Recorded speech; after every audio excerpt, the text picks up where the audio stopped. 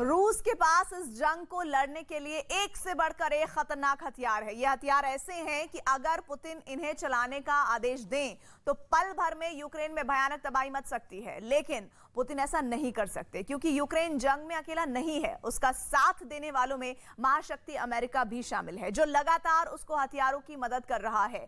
इसके अलावा यूरोपीय देश भी अपनी अत्याधुनिक वॉर मशीनरी यूक्रेन को सप्लाई कर रहे हैं और यही वजह है कि इस जंग में यूक्रेन के खिलाफ पुतिन की चुनौतियां बढ़ती जा रही हैं।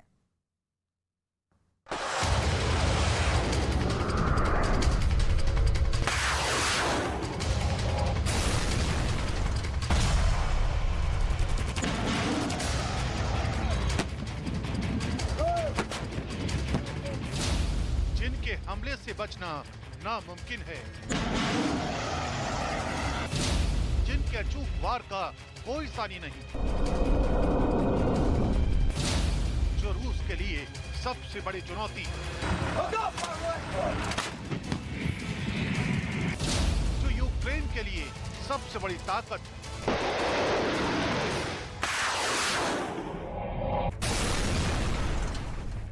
ये ऐसे ही हथियारों का जखीरा है जिसने पुतिन की रातों की नींद उड़ा रखी है। खुद दुनिया की सबसे ताकतवर वॉर मशीन रखने वाले पुतिन आखिर क्यों यूक्रेन पर पूरी ताकत से हमला नहीं कर पा रहे?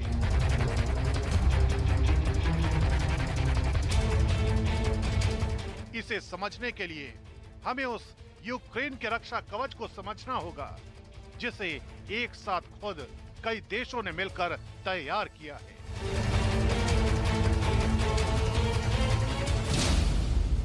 अमेरिका, यूरोप और नेटो। ये यूक्रेन के लिए एक ऐसी ताकत है जिसने अभी तक पुतिन की सेना के खिलाफ यूक्रेन को न सिर्फ युद्ध में बनाए रखा है, बल्कि इन्हीं देशों से मिले हथियारों की बदौलत रूस को लगातार बड़ी नुकसान का दावा किया जा रहा है। इसी कड़ी में एक बार फिर ब्रिटेन की तरफ से यूक्रेन को बड़ी सौगात मिलने जा रही है।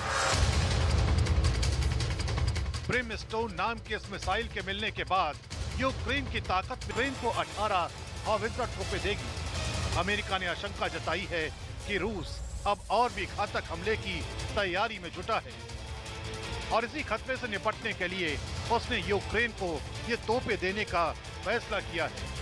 दावा है कि पुतिन की सेना अब पूर्वी यूक्रेन में और भी भीषण हमले करने जा रही है।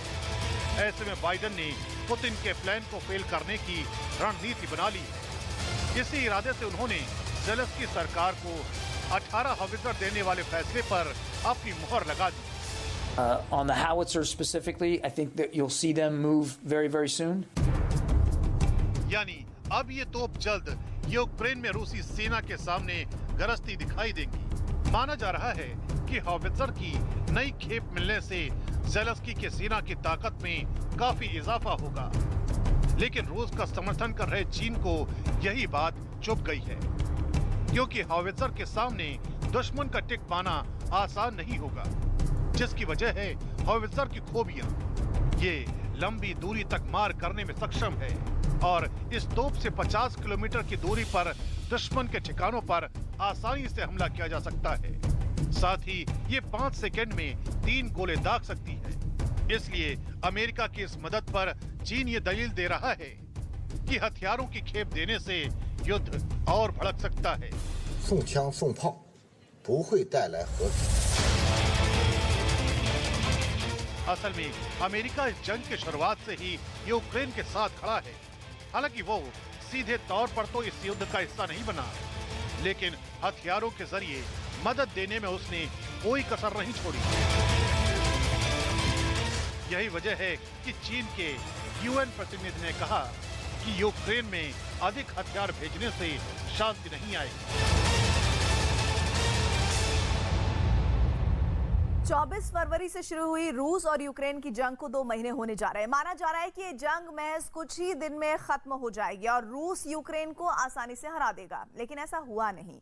रूस के साथ जंग में कोई भी देश सीधे तौर पर यूक्रेन के साथ नहीं आया है खड़ा हुआ, लेकिन रूस के खिलाफ दुनिया एकजुट हो गई है। अमेरिका समेत कई देशों ने यूक्रेन को हथियार और पैसे की मदद की है। 15 मार्च 2022 को अमेरिका ने 1 लाख करोड़ से ज्यादा की सैन्य मदद की। वहीं 24 मार्च 2022 को फिर 7,500 करोड़ की से भी ज्यादा सैन्य मदद अमेरिका ने की। वहीं 14 अप्रैल को फिर जेलेंस्की की अपील पर 60 लाख करोड़ से ज्यादा की सहायता दी गई। रूस से मुकाबला करने के लिए 800 स्ट्रिंगर एंटी एयरक्राफ्ट सिस्टम भी दिया गया। वहीं 2000 जेवलिन मिसाइल भी यूक्रेन को अमेरिका ने दी। 1000 हल्के एंटी आर्मर हथियार की भी मदद अमेरिका ने ही यूक्रेन को की। अमेरिका ने 6084 एंटी आर्मर सिस्टम भी दिए।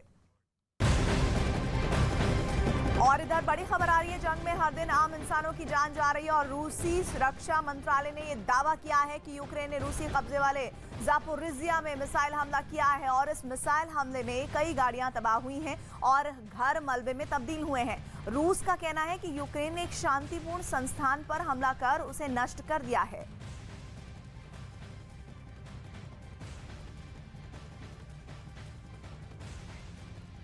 इस बीच बहुत बड़ी खबर आ रही है, रूस के किनेशिमा में स्थित एक डिफेंस रिसर्च इंस्टीट्यूट में आग लगी है और आग लगने की वजह से धुएं का गुबार दूर दूर से उड़ता दिखाई दिया है।